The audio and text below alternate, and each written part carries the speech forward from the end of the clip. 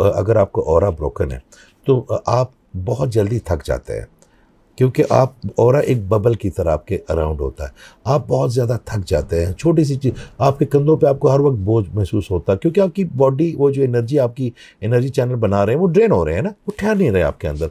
आपके स्पाइन के ज़रिए जो इन्वेंशन सेल बनने हैं वो भी नहीं बन रहे, वो भी क्योंकि वो ड्रेन हो रहे हैं, वो एनर्जी अपनी जगह से फ्लोट ही नहीं कर रही। तो आपको पता चल जाता है, फिर उसके लिए हील करना होता है। जिस तरह जूती टूटेगी तो मोची के पास जाएंगे, वो खुद ब खुद वज़ाइफ से अल्लाह ताला उसमें बरकत ज़रूर डालेगा, मगर वो कहता है कि मोची के पास जाना है, क्योंकि मोची भी एक रोल है ना, अगर हम उसको वो किसी को जो है ना कि इग्नोर नहीं करता।